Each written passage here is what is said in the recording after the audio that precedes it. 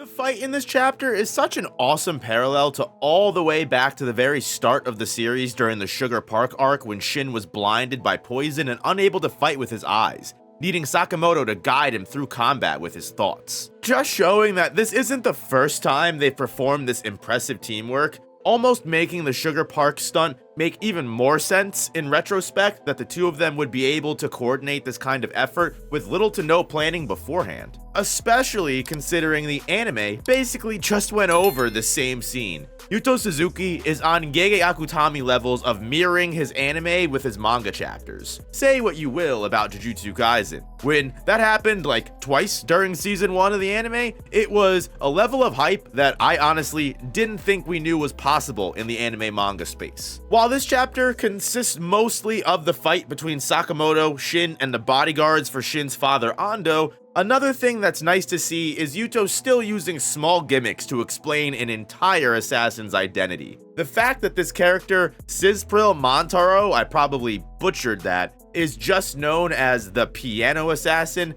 brings me back to the days when we would be getting attacked in the convenience store by good old pizza delivery assassin specialists. It's interesting to look at where the story started to where it is now. The stakes have increased heavily ever since the destruction of the JAA at Slur's hands. And after this flashback, now that basically everyone is at the level they need to be at to face the Order, it's only going to get crazier from here. Let alone after this flashback, we have to remember that currently, Heisuke and Atari are holding down the fort against Torres. Heisuke is already injured from his fight against Tenkyu, and considering Atari barely has any luck left except for like one last potential chance, she's either going to give herself up to Torres to keep the Sakamoto family pushing and maybe get saved later, or she's gonna use all of her luck left to help Heisuke here and now. Heisuke was able to handle an Order level threat like Kamihate, but that's just because it was sniper to sniper. Heisuke is probably not gonna last for long, so Sakamoto and Shin really need to 1.5 times speed this flashback. When it does come to the flashback scenes, it is very clear that NPC assassins are not going to be able to handle Taro Sakamoto, but one bodyguard of Ando's I'm particularly worried about is the assassin with the space buns, because they look like they're going to be the major big bad of the arc. Ando himself really doesn't seem like he's going to be much of a threat. Bro genuinely looks 20 pounds soaking wet. Does look like he's been to the gym once in his life. However, judging on how confident this character carries themselves in the face of JAA hitmen, they might have some type of problem. And you know what? I'm really just using JoJo's villain logic at this point to suss this out, because the character that always looks the fucking craziest with the wonkiest design is always the biggest problem without fail. So I think we're pretty safe to follow that logic here. One point that I also really like is how Shin keeps trying to go out on his own and separate from Sakamoto before realizing that it probably just makes more sense to stick with him. Shin, again, at this point is a child, and it shows. A very self-centered, very overconfident one at that. The fact that he was willing to go on the lam and start hunting down criminal organizations at the age of 14 proves as such. Now, obviously, Shin is a pretty special case. Most kids at the age of 14 don't have the ability to read anybody's thoughts around them. Most people at the age of their entire lives don't have that power to always know what someone is thinking. And sure, this ability can come in handy in plenty of different ways. It's also the main reason Shin feels that he's on the streets right now. Because another reminder that we get to the early days of Sakamoto is Shin felt forced out of the Okutabi lab that he called his home because a lot of the scientists were annoyed and found Shin as a nuisance, that he was constantly reading their thoughts and they basically had no privacy. Because it seems like,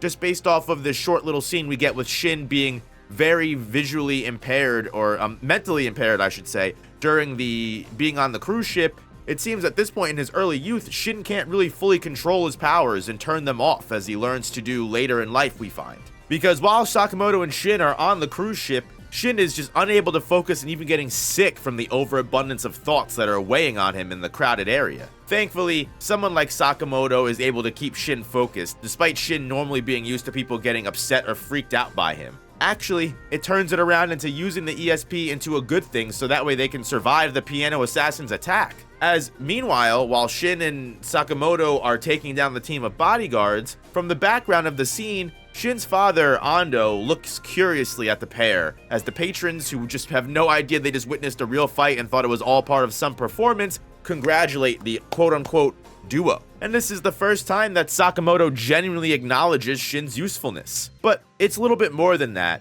because it's not just that Shin was a good ally in this moment. It's because his ESP uniquely came in handy here, proving Sakamoto truly was one of the first people to ever see the bright side of Shin's telepathy and completely shift the child's perspective on his powers. Sure, Shin still thinks that Sakamoto is being a condescending jerk, but you can see from the blush and smile that he tries to hide, as an angsty 14-year-old that's really just not used to praise in general, Shin's kinda happy to hear those words, and he actually thinks that he can be of use to someone. However, I fear the next lesson that Shin is gonna have to learn is using your abilities for people that care about you, and not for what you can do for them. Because, just a theory, I don't know if this is gonna happen, but it's a little bit of a guess, and also we need to reach the required runtime of the video, so riddle me this. What if the look Ando is giving Shin and Sakamoto is him thinking that, honestly, the same thing Sakamoto is? That this ESP power could be useful if put into the right hands. Although we still don't know why Ando is on the run from the JAA and what his crimes might be,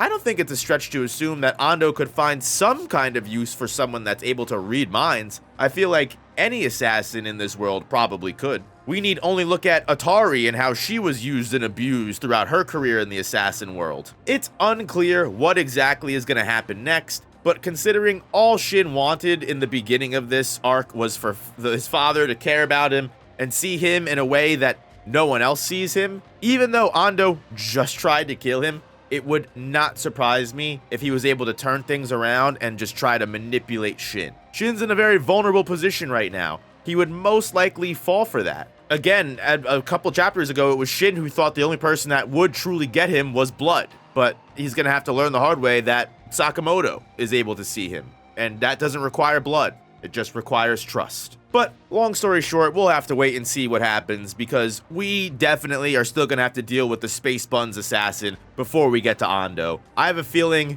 they are gonna be the most interesting fight of the flashback, and I always love seeing young Sakamoto go against people. Because at this point, Sakamoto clearly hasn't even made a name for himself as the #1 hitman, considering none of these NPCs even know who he is based off of his description. And while I'll admit that overall this flashback is kind of low stakes due to knowing what might happen by the end of it, it'll still be good to get all of the rest of the lore behind Shin's dad, as well as remind Shin after this flashback that despite being a bad person, it's about doing what's right and forgiving when others can't. Besides, I still think that they're gonna let Ando leave the country and not kill him. It just makes the most sense to me of how this flashback will end and how it will pertain to Tenkyu, but we'll just have to wait and see what happens in the next chapter. What I do know is you guys already know as well, I'll be here to cover it with you. I'll cover every chapter of Sakamoto Days just like I cover any other chapter of other series that you might read. So feel free to check out the channel, check out the main channel if you want some additional content. And most importantly, hit that like button and subscribe if you enjoyed. Thank you so much for watching. I'll see you guys in the next one. Peace.